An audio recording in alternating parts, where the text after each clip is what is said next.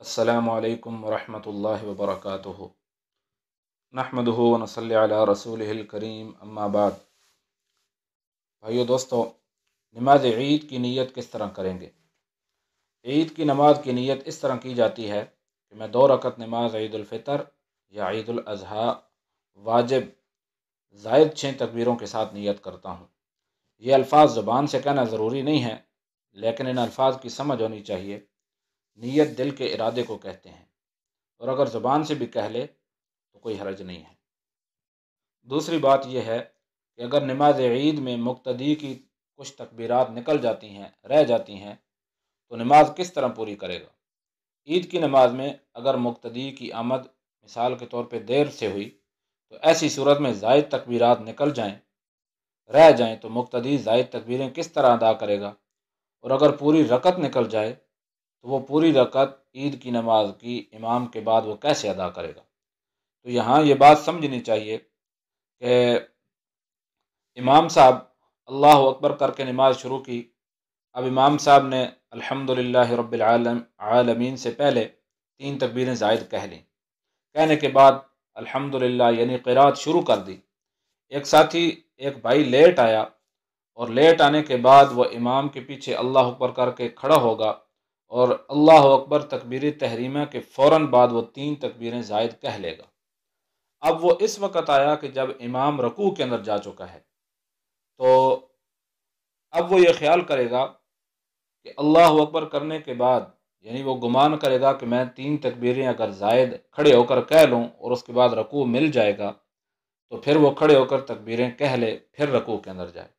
अगर उसे गालिब गुमान है कि मैं अगर तकबीरें कहूँगा खड़े होके तो इमाम रकू से खड़ा हो जाएगा, मेरी रकत निकल जाएगी, तो इस सूरत में वो इमाम के साथ रकू में मिल जाएगा। अल्लाह अकबर करने के बाद वो रकू में चला जाएगा, और रकू में बजाय सुबहान रब्बियल अज़ीम के वो 3 तकबीरें ज़ायद कह लेगा, अल्लाह अकबर, अल्लाह अकबर, अल्लाह अकबर। यहाँ पर हाथ उठाने की भी ज़रूरत नहीं है, ठीक है।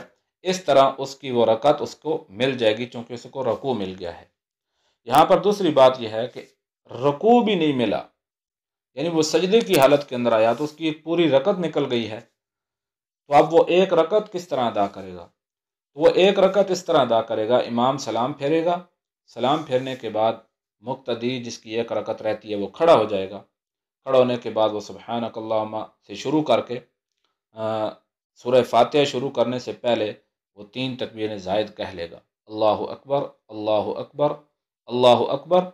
और उसके बाद जो है वो अपनी क़िराअत करेगा। क़िराअत करने के बाद वो रुकू सजदा करके अपनी नमाज को मुकम्मल कर लेगा। और दूसरी बात कि ईद की नमाज के अंदर तकबीरात खल्त मल्त हो गई या भूल गई, तो उसके मतलब क्या हुक्म है? ठीक है, अगर इमाम भूल गया तो वो सजदा साहब करेगा, ठीक है। अगर मुक्तदी बहुत ज़्यादा हों, बहुत बड़ा मजमा हो, और ये अंदेशा हो कि सजदा साहब करने से लोग भूल जाएंगे, बहुत ज़्यादा लोग शक में पड़ जाएंगे कि पता नहीं क्या हो रहा है, तो वो सजदा साहब भी छोड़ दे। अगर एक बंदा लेट आया, उसकी एक रकत रहती थी, उसको तकबीरें याद नहीं रहीं, तो वो सजदा साहब कर लेगा उसके ऊपर।